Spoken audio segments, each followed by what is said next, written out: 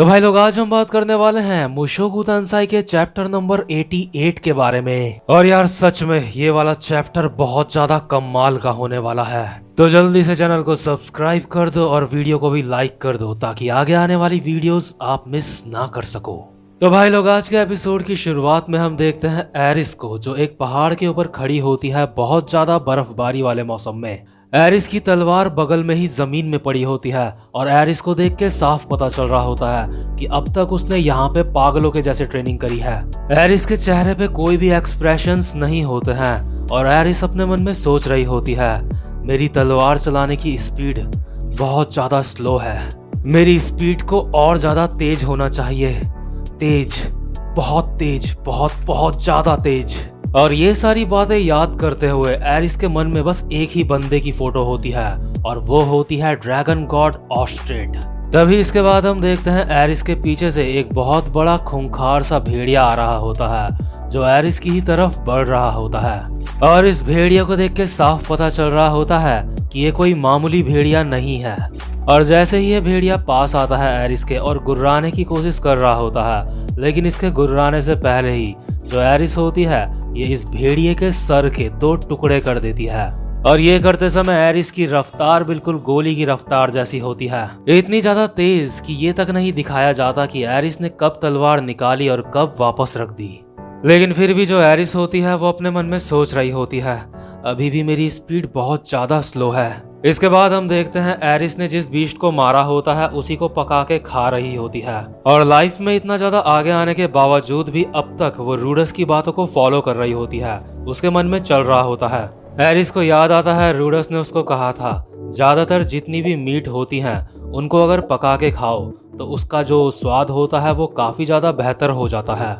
सिर्फ डीमन की मीट खाना ही नहीं बल्कि जो कच्ची मीट होती है वो खाना भी काफी ज्यादा खतरे से भरा होता है, इसलिए एरिस ध्यान रखना, हमेशा मीट को पका के ही खाना। इसके बाद एरिस एक गहरी सांस लेती है और अपनी आंखें बंद करके सोचती है, जहाँ डोजो में मैं प्रैक्टिस करती थी वहाँ सबके सब बहुत ज्यादा शोर मचाते हैं, इसलिए मैं हमेशा यहाँ बाहर आ जाती हूँ ट्रेनिंग करने के लिए। और ये करने से मुझे एक बात समझ में आई कि मुझे बस तलवार को ऊपर नीचे बस चलाते रहना है।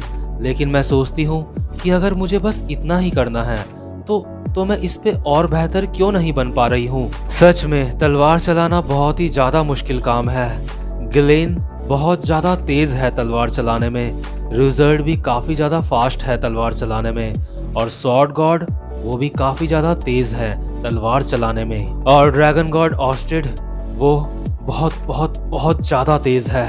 ये बातें याद करके एरिस को बहुत ज्यादा गुस्सा आ रहा होता है। इसके बाद एरिस अपनी आंखें खोलती है और अपने हाथ को देखते हुए सोचती है, उन सब लोगों की तुलना में जो मुझसे काफी ज्यादा तेज है, मेरी ट्रेनिंग कुछ भी नहीं है, ये ज्यादा हार्ड नहीं है उस हिसाब से। और अगर मैं तुलना करूँ ऑस्ट्रिड से जो हमारे साथ 3 साल पहले हुआ था, जिस वक्त रूडी मरने वाला था, उसके सामने भी मेरी ट्रेनिंग कुछ भी नहीं है। इसके बाद हम देखते हैं एरिस का रोने जैसा मुंह हो रखा होता है और वो अपने मन में सोच रही होती है, रूडस। इसके बाद एरिस अपने मन में कहती है, लगता है मैं काफी ज्यादा थक चुकी हूँ, अब मुझे वापस चल के आराम करना चाहिए। तो इसके बाद हम देखते हैं जो एरिस होती है वो डोजो वापस आ रही होती है। और यार एरिस की आंखों को देख के साफ पता चल रहा होता है कि वो बहुत ज्यादा ही थकी हुई है। इसके बाद हम देखते हैं डोजो के सामने एक बंदा खड़ा होता है जिसको एरिस नहीं जानती होती है, और वो बंदा कहता है, ओह बढ़िया है, चलो बहुत देर बाद कोई तो आया। ये बंदा एरिस को कहता है अपना सर झुका के, हेलो मैं हूँ ब्ला ब्ला ब्ला ब्ला, क्योंकि जो एरिस होती है वो कुछ भी सुन नहीं रही होती है इसकी बात। एरिस अपने मन में सोच रही होती है, ये मेरे रास्ते में खड़ा है। और जो एरिस होती है वो सीरियस होके कहती है, सामने से हट जाओ। और एरिस की आवाज में इतनी ज्यादा इंटेंसिटी होती है, इतना ज्यादा, मतलब यार एक फाइट करने का जुनून होता है ना। ये जो बंदा होता है इसके हाथ से ऑटोमेटिकली अपनी तलवार बाहर आ जाती है और ये फाइटिंग पोजीशन में आ जाता है। ये बंदा हैरान होकर अपने मन में सोचता है, इस लड़की के एक शब्द ने मेरे मन को हिला के रख दिया, जिस वजह से मैंने ऑटोमेटिकली अपनी तलवार बाहर निकाल दी। आखिर ये है कौन। और जो एरिस होती है वो अपने मन में सोच रही होती है, ये अब तक मेरे सामने खड़ा है और कहती है, मेरे सामने से हट जाओ। मतलब यार देख रहे हो आप कि एरिस ने अपना क्या हाल बना लिया है रूडस के लिए। सिर्फ और सिर्फ वो रूडस के लिए इतना ज्यादा स्ट्रांग बनना चाहती है कि मतलब वो इतनी ज्यादा हार्ड ट्रेनिंग कर रही है। मैंने एक बार आप लोगों से पूछा था जो एरिस है और शिल्पी है इन दोनों में से ज्यादा प्यार रूडस से कौन करता होगा, तो एक बंदे ने जवाब दिया था कि जो एरिस है वो ज़्यादा प्यार करती है। और भाई लोग अब मुझे भी यही लग रहा है, क्योंकि यार इतनी ज़्यादा ट्रेनिंग, बहुत ही तगड़ी ट्रेनिंग कर रही है यार एरिस अभी। हालांकि सिर्फ एरिस को तलवार को ऊपर नीचे ही हिलाना होता है, लेकिन वो ये पूरे दिन भर करती है। और ये जो बंदा होता है वो देखता है ये जो लड़की है ये बहुत ज्यादा गुस्से में है, तो ये बंदा अपने मन में सोच रहा होता है कि क्या ये इंसान ही है या कुछ और है। इसके पास एक तलवार है, इसका मतलब ये एक तलवारबाज है। लेकिन मैं भी कम नहीं हूँ, लोग मुझे कहते हैं पीकॉक सॉर्ड। और जैसे ही ये इतना बोलता है, एरिस गोली की रफ्तार से इस बंदे के ऊपर एक हमला करती है और कहती है तुम मेरे रास्ते के पत्थर हो, मेरे सामने से हट जाओ। लेकिन ये जो बंदा होता है ये एरिस के अटैक को डॉज कर लेता है, और जो एरिस की तलवार की पावर होती है उसकी वजह से जो पीछे घर होता है, डोजो होता है, वहां पे एक धमाका होता है। ये बंदा हैरान होकर अपने मन में सोच रहा होता है ये बहुत ही ज्यादा कमाल का अटैक था। अगर ये अटैक किसी के लग जाए तो उसकी आत्मा उसके शरीर से तुरंत ही बाहर आ जाएगी। लेकिन जब तक ये बंदा ये सारी बातें सोच रहा होता है, एरिस अचानक से एक और अटैक कर देती है इस बंदे के ऊपर। लेकिन ये वाला अटैक जो ये बंदा होता है ये अपनी तलवार से रोक लेता है। ये देख के एरिस काफी ज्यादा हैरान हो जाती है। इसके बाद हम देखते हैं ये जो बंदा होता है ये अपने कलाइयों का इस्तेमाल करके एक ट्रिक करता है, जिसकी वजह से ये एरिस को दूर फेंक देता है, दूर पटक देता है कहें तो ज्यादा बेटर रहेगा। और जो एरिस की तलवार होती है वो दूसरी तरफ जाके गिरती है और एरिस दूसरी तरफ। लेकिन अभी हम देखते हैं एरिस का चेहरा बहुत ज्यादा डरावना लग रहा होता है।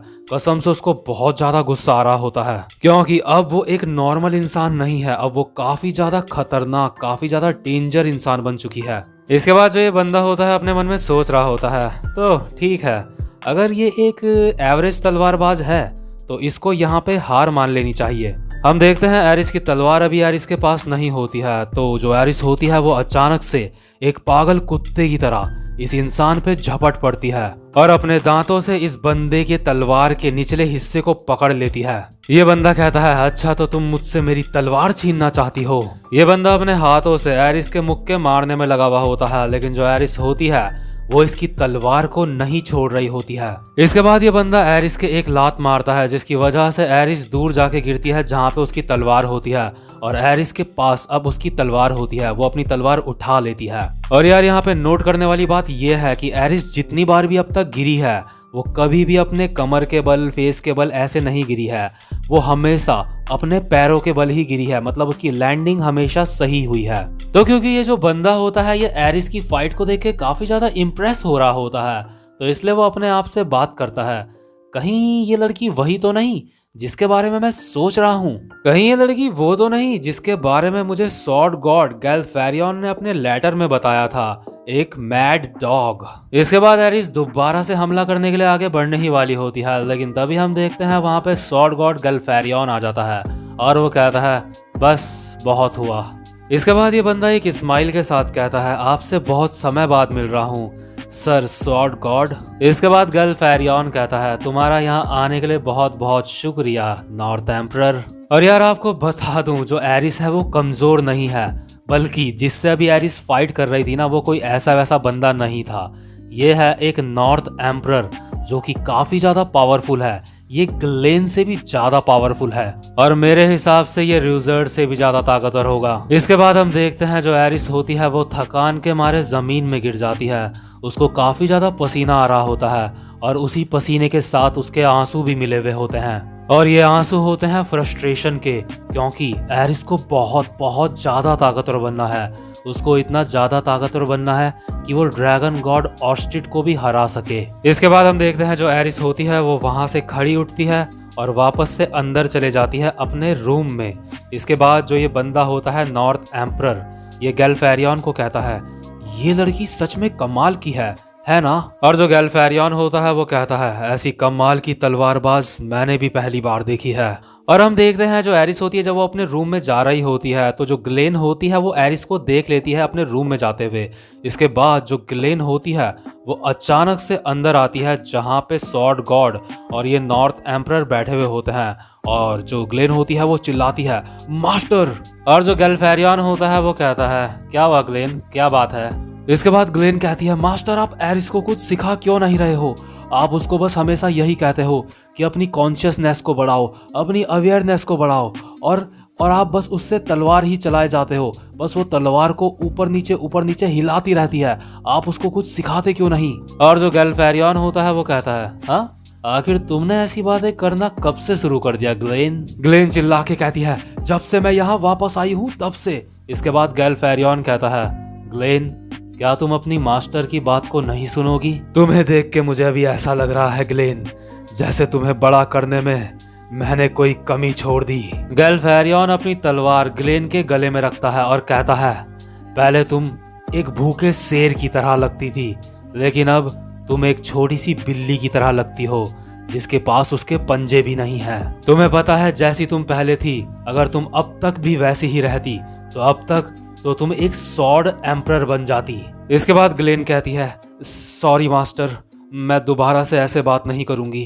इसके बाद गैल्फेरियन ग्लेन के गले से तलवार हटाता है और ग्लेन कहती है लेकिन मास्टर मुझे अब तक समझ नहीं आया कि आप कहना क्या चाहते हो। इसके बाद जो गैल्फेरियन होता है वो एक गहरी सांस लेता है और कहता है देखो ग्लेन अगर तुम मुझसे भी आगे निकलना चाहती हो, अगर मुझसे भी ज्यादा पावरफुल बनना चाहती हो तो इसका बस एक ही रास्ता है, तुम्हें अपनी कॉन्शियसनेस की लिमिट को भी तोड़ना पड़ेगा। एरिस जिस बंदे को फाइट में हराना चाहती है वो कोई ऐसा वैसा बंदा नहीं है, वो है ड्रैगन गॉड ऑस्ट्रिड। वो बंदा कॉन्शियसनेस अवेयरनेस इस दुनिया से भी परे है। सिर्फ मेरे सिखाने से एरिस उसको कभी भी नहीं हरा पाएगी। और हमें एक सीन दिखाया जाता है जहां पे गैल्फेरियन की फाइट भी ड्रैगन गॉड के साथ हुई होती है और जो गैल्फेरियन होता है वो बहुत ही ज्यादा बुरा पिटा होता है ड्रैगन गॉड के हाथ से। गैल्फेरियन ग्लेन को कहता है ट्रेनिंग सिर्फ एक प्रैक्टिस नहीं है, अगर तुम्हारे दिमाग में अपना एक गोल है तो तुम्हें किसी की भी बात को बिना सोचे समझे फॉलो नहीं करना चाहिए, है ना ग्लेन। तो जो ग्लेन होती है वो कहती है मास्टर आप हमेशा बहुत ही उलझी हुई बातें करते हो इसलिए मुझे आपकी बातें समझ नहीं आती। तो जो गैल्फेरियन होता है वो कहता है मैं कह रहा हूँ कि ये अच्छा नहीं है कि तुम्हें जो बस करने को कहा जाए तुम बस वो करो। और ये जो बात है, ये जो सीख है, इस सीख से जिस बंदे को मैंने तैयार करा है वो बंदा है ये इंसान, यानी कि नॉर्थ एम्परर। इसके बाद जो नॉर्थ एम्परर होता है वो कहता है मैं हूँ नॉर्थ एम्परर, मेरा नाम है एबर कॉर्वेट, लोग मुझे पिकॉक स्वॉर्ड के नाम से जानते हैं। मैं यहाँ पे मैड डॉग की ट्रेनिंग में उसकी मदद करने के लिए आया हूँ और मैड डॉग मतलब कि एरिस। इसके बाद जो गैल्फेरियन होता है वो कहता है ग्लेन को मुझे लगता है ड्रैगन गॉड से फाइट करने के लिए स्वॉर्ड गॉड स्टाइल और साथ ही साथ में नॉर्थ गॉड स्टाइल बहुत ज्यादा जरूरी है। ड्रैगन गॉड के साथ फाइट करते समय अगर तुम्हारे दिमाग में ये बात नहीं रही तो तुम उसके सामने एक पल भी नहीं टिक सकती। और जो ग्लेन होती है अब उसको सारी बातें समझ आने लगती है। इसके बाद जो ग्लेन होती है वो गैल्फेरियन को कहती है अच्छा तो इसका मतलब तो ये हुआ कि आपने शायद वाटर गॉड स्टाइल को भी यहाँ बुला रखा होगा, इसका मतलब यानी कि कोई ऐसा बंदा जो वाटर गॉड स्टाइल यूज करता हो। तो जो गैल्फेरियन होता है वो कहता है हाँ मैं पहले ही उस बंदे को लेटर भेज चुका हूँ। इसके बाद गैल्फेरियन एक स्माइल के साथ कहता है जब तक तुम्हें आसान भाषा में कुछ ना समझाओ तो तुम्हारे भेजे में कुछ भी नहीं घुसता, तुम बिल्कुल भी नहीं बदली हो, तुम बिल्कुल वैसे ही हो जैसे तुम पुराने दिनों में थी। इसके बाद जो ग्लेन होती है वो अपना सर झुका के नॉर्थ एम्परर को कहती है तो ठीक है सर नॉर्थ एम्परर, आप यहाँ पे रुक के आराम से रहिए। इसके बाद नॉर्थ एम्परर कहता है तुम्हारा शुक्रिया स्वॉर्ड किंग। ग्लेन अपने मन में सोच रही होती है चलो अच्छा है, मास्टर को एरिस की चिंता है, मास्टर को एरिस की ट्रेनिंग की चिंता है। मैं ये देखने के लिए इंतजार नहीं कर सकती कि आगे जाके एरिस कितनी ज्यादा पावरफुल होने वाली है।